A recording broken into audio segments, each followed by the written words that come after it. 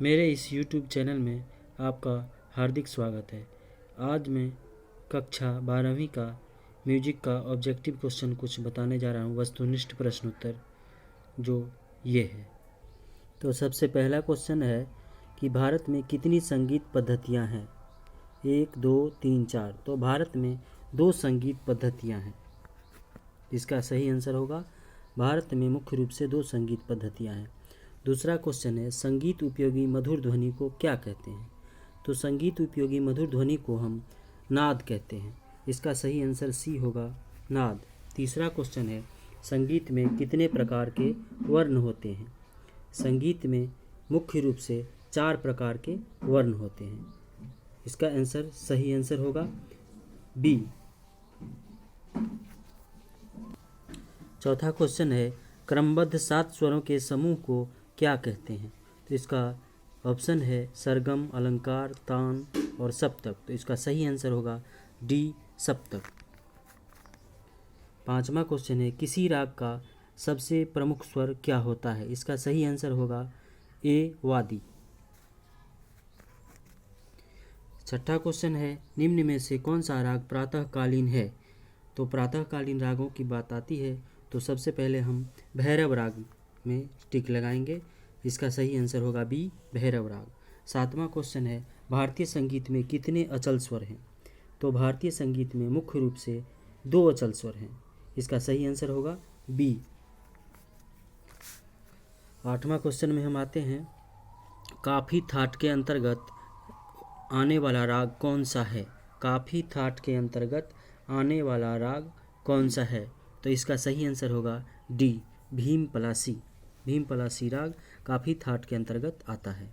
9वां question है निम्नांकित में कौन सा राग बिलावल थाट का है? निम्नांकित में कौन सा राग बिलावल थाट का है? तो इसका सही आंसर होगा ए, बिहाग। बिहाग राग जो है बिलावल थाट का है। कौन रात्रिकालीन राग नहीं है? इस क्वेश्चन को ध्यान देंगे। कौन रात्रिकालीन राग नहीं है? तो इसमें भैरव राग जो है ये प्रातःकालीन है, इसलिए इसका सही आंसर होगा 10 का ए, भैरव राग प्रातःकालीन है लेकिन रात्रिकालीन नहीं है। 11वां क्वेश्चन में आते हैं राग काफी का थाट क्या है? राग काफी का थाट कल्याण, भैरव, केदार इनमें से कोई नहीं। राग काफी का थाट इनमें से कोई नहीं होगा। इसका सही आंसर होगा इनमें से कोई नहीं। क्वेश्चन नंबर 12 में आते हैं किस राग में गंधार और निषाद कोमल हैं? किस राग में गंधार और निषाद कोमल हैं? तो ये इसका आंसर है, ऑप्शन है काफी, यमन, बिहाग, केदार। तो और इसका सही आंसर होगा ऑप्शन ए, काफी। 13वां क्वेश्चन है ग्राम कितने प्रकार के हैं? ग्राम कितने प्रकार के हैं? 1, 2, 3, 4। तो मुख्य रूप से 3 प्रकार के ग्राम होते हैं। तो इसका सही आंसर होगा सी, ग्राम है 3 ग्राम होते हैं। संगीत में 3 ग्राम होते हैं। 14वां क्वेश्चन है निम्नलिखित में से कौन सा तालवाद्य है? तो तालवाद्य जब आता है तो सबसे पहले हम बजाने वाले वाद्यों की गिनती करेंगे उसमें। तो सितार, तबला, सारंगी, इसराज। तो तालवाद्य मुख्य रूप से इनमें से बी आंसर सही होगा, तबला ही होगा। नाद के कितने गुण हैं? नाद के कितने गुण हैं? नाद के 2 गुण हैं, आहत और अनाहत। तो इसका सही आंसर बी होगा 2। अब आते हैं 16वां क्वेश्चन पर। निम्न में से कौन सा चौताल में निबंध गायन शैली है? निम्न में से कौन सा चौताल में निबंध गायन शैली है? तो 4 ताल में मुख्य रूप से ध्रुपद गाए जाते हैं। तो इसका सही आंसर होगा ए, ध्रुपद। ताल में सम किस मात्रा पर आता है? किसी भी ताल में सम जो है पहली मात्रा पर ही आता है। तो इसका सही आंसर होगा 17 का ए। अब एक ताल में कितनी तालियां हैं? एक ताल में कितनी तालियां हैं? 2, 4, 6, 8। तो एक ताल में 4 तालियां हैं। सही आंसर होगा इसका बी। 19वां क्वेश्चन पे आते हैं औरव जाति के राग में कितने स्वर लगते हैं? तो औरव जाति के राग में कितने स्वर होते हैं? 5, 6, 7, 8। तो औरव जाति के राग में 5 स्वर ही लगते हैं। इसका सही आंसर ए, 5 स्वर। अब आते हैं 20वें क्वेश्चन। किस ताल में चौथी मात्रा पर खाली होती है? तो दादरा एक ऐसा ताल है जिसमें चौथी मात्रा पर खाली होता है। तो इसका सही आंसर बी होगा। 21वां क्वेश्चन 2-3-2-3 किस ताल का विभाजन है? 2-3-2-3 किस ताल का विभाजन है? चौताल, झपताल, दादरा ताल, एक ताल। तो इसका सही आंसर बी होगा, झपताल। 22वां क्वेश्चन है किस राग में दोनों मध्यम का प्रयोग होता है? मालकोस, केदार, जौनपुरी, देश। किस राग में दोनों मध्यम का प्रयोग होता है? इसका सही आंसर होगा बी, राग केदार में दोनों मध्यम का प्रयोग किया जाता है। 23वां क्वेश्चन है किस ताल में एक ताली और एक खाली है? किस ताल में एक ताली और एक खाली है? झपताल, कहरवा ताल, रूपक ताल, तीन ताल। तो इसमें से कहरवा ताल जो है इसमें एक ताली और एक खाली है। सही आंसर बी होगा इसका। 24वें क्वेश्चन पे आते हैं। निम्न में से कौन सा ताल ध्रुपद का अंग है? ध्रुपद का अंग निम्न में से कौन सा ताल है? तो ध्रुपद का अंग माना जाता है चार ताल अर्थात चौताल, यानी सी इसका सही आंसर होगा। भैरवी राग में कितने स्वर प्रयुक्त होते हैं? भैरवी राग में कितने स्वर प्रयुक्त होते हैं? तो इसमें 5, 6, 7, 4। तो इसका सही आंसर होगा 7। भैरवी राग में 7 स्वर प्रयोग किए जाते हैं। 26वां क्वेश्चन है क्रमिक पुस्तक मालिका के लेखक कौन हैं? क्रमिक पुस्तक मालिका के लेखक पंडित विनयराव पटवर्धन, पंडित रामाश्रय झा, पंडित विष्णु नारायण भातखंडे, पंडित ओमकार नाथ ठाकुर। तो क्रमिक पुस्तक मालिका के लेखक हैं पंडित विष्णु नारायण भातखंडे। इसका सही आंसर होगा सी, पंडित विष्णु नारायण भातखंडे। अब 27वें क्वेश्चन पर आते हैं। निम्नांकित स्वरों की कौन सी एक जोड़ी अचल है? निम्नांकित स्वरों की कौन सी एक जोड़ी अचल है? तो अचल जोड़ी हम कहते हैं सा और प को। अचल स्वर सा और प ही होते हैं। तो इसका सही आंसर होगा डी। 28वें क्वेश्चन पर आते हैं। संपूर्ण जाति का राग कौन सा है? भैरव, देश, बिहाग, केदार।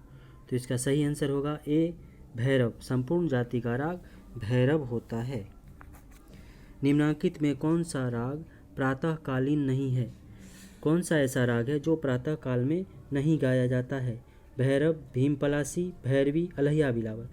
तो इनमें से अलहिया बिलावल एक ऐसा राग है जो प्रातःकालीन नहीं गाया जाता है। इसका सही आंसर डी होगा, अलहिया बिलावल। कौन सा राग कल्याण थाट का है? इनमें से कौन सा राग कल्याण थाट का है? देश, बिहाग, जौनपुरी और यमन।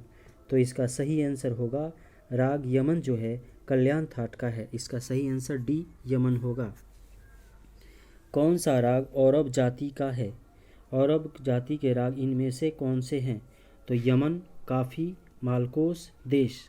इन चारों में से जो औरव जाति के राग हैं वो हैं सी, मालकोस।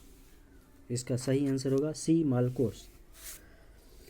अगले क्वेश्चन पर जाते हैं। किस राग के आरोह में ऋषभ और धैवत वर्जित है? किस राग के आरोह में ऋषभ और धैवत वर्जित है?